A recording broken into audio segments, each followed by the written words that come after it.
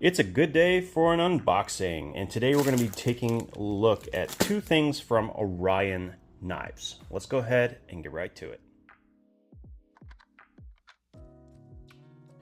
Okay, so we're going to actually start with this thing, which is looks like just a pouch. And because someone is going to ask, I am currently wearing the Timex chronograph for Expedition. This one has actually been discontinued. It's too bad too, because I love it. It comes with this rubber strap. This actually comes with it, and it's one of my favorite watches. It really, really is. Love this thing. And on the wrist, I forget the name. I'll put it right here. And yeah, one of their early prototypes. They've since upgraded it, and there's a couple budget versions as well. I will link that as well. So, what is this all about? I like that. Ooh, okay. All right. Oh, you know what? I wasn't sure this is something I was going to keep, but now that I'm seeing the extra padding, is it padded on the back? It is. Wow. So this would be a great package to carry some valuable knives in. So that is nice. I like that these brands are starting to understand that how you keep them is just as important. So that's really cool. And then we have this thing in here. And I'm not sure what the deal is with this. Doesn't look like we need... All right, we don't need that. So this goes back in there. Let's see what we got. Ooh, that is... Wow, that's fancy. Okay, so what is this? Limited lifetime warranty. Defects in material and workmanship. Cool, cool. I like that. Let's get right to the blade, shall we? So it also comes with spare hardware. That is very much appreciated. You know, like, I wish more brands would do that, where they would include something like a spare pocket clip. That stuff gets bent from time to time. You know, it gets caught on something and then you have to take it out. Wow. Is that it looks like a brass backspacer. The heft on this thing is definitely noticeable. Wow. Now, I'm trying to think what that is. I have no idea what kind of wood this is. Let me know if you're familiar with what type of wood this is down in the description. So, interesting. It is, the detent's a little bit strong for the reverse flick. I will say that for sure. Perfect for the flipper tab though. Very nice. And what an interesting shape. Look at how downswept that blade is. That is going to be an excellent draw cutting knife. And I think it does a slight curve at the very end. So I guess that's technically a sheep's foot, right? Not a Warncliffe? Let me know which one you think that is. 14C28N on the blade steel here. I know people are always surprised when they see 14C in a what otherwise looks like a premium knife, which this definitely feels like a premium knife. But you can do a lot with that steel, and I'm a big fan of it. It's a really good user steel. Now look at this pocket clip. I just realized it actually tucks in underneath the scale, making it truly flush. And yeah, let's try it in the pocket real quick. Hold on a second. Ooh, very nice. And it has really good retention, so that's good too. The brass backspacer is a nice little touch.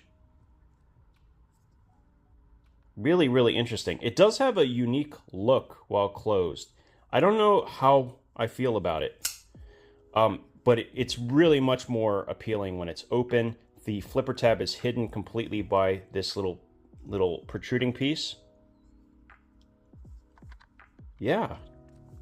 How's the edge? I would say middle of the road.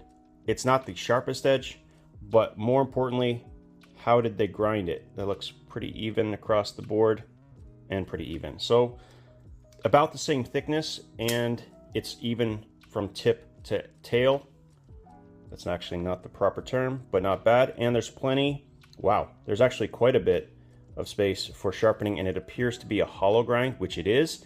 I love that. Okay, so The hollow grind gets a bad rap because a lot of times people think that's a budget knife, but a hollow grind for an EDC knife, especially one that has high toughness like 14C, is a really good combination. So you're gonna get a lot of sliciness out of it. And this would be a fantastic knife for EDC. All the draw cutting you wanna do, it's got you. I like the flipper tab. Yeah, look at that. All the jumping right where it should be. It doesn't feel like it's almost enough, but because that D10 is a little on the stronger side, it actually makes it perfect. If it was any lighter, if the D10 was any lighter, that flipper tab would be problematic because there's not much exposed, but because it's strong, it's very hard to fail. Yeah, actually, I mean, okay, I could just fail it, but just barely. Like, I have to try. It is definitely something you can reverse flick. Now, I wonder if I can use that fuller. So that actually makes it much, much easier than trying to do it at the cutout. Can I? Yes, I can. Nice. So really, really well done. I don't know the price for this.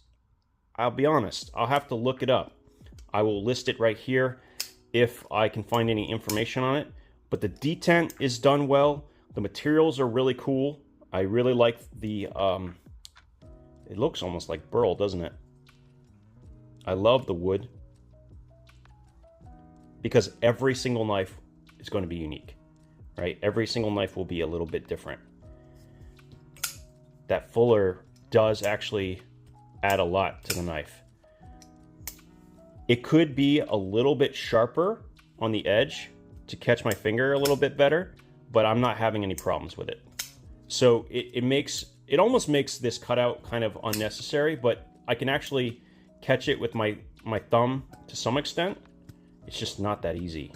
Yeah, I wouldn't exactly recommend it. It's technically, is this considered a bolster lock? It's a liner lock. Well, actually, no, it's not, because it's a frame lock. I can never remember the difference between a bolster lock and a frame lock, but basically, I think that's what we have here. I'm pretty sure this is a bolster lock, right? Because we have that lock bar covered so you can't accidentally press on it. In my opinion, like things like the Vero knife that have the bolster lock is the perfect version of a frame lock. And I think this is another great example because, once again, I'm not pressing on that lock bar and messing around with it. Very comfortable in hand. Very comfortable in hand. This is nice. I think it's because you have this very, very low profile clip. Look at, it's barely anything. Some would say they don't like that little extra flat part of the lip. Maybe that isn't necessary, but it does make it more comfortable in hand. So there is that. Not much more to say here. Nice job by Orion Knives. Beautiful. I will put a link to this down in the description and the pinned comment. Very nice. Thanks again to Orion Knives, and we'll talk again soon.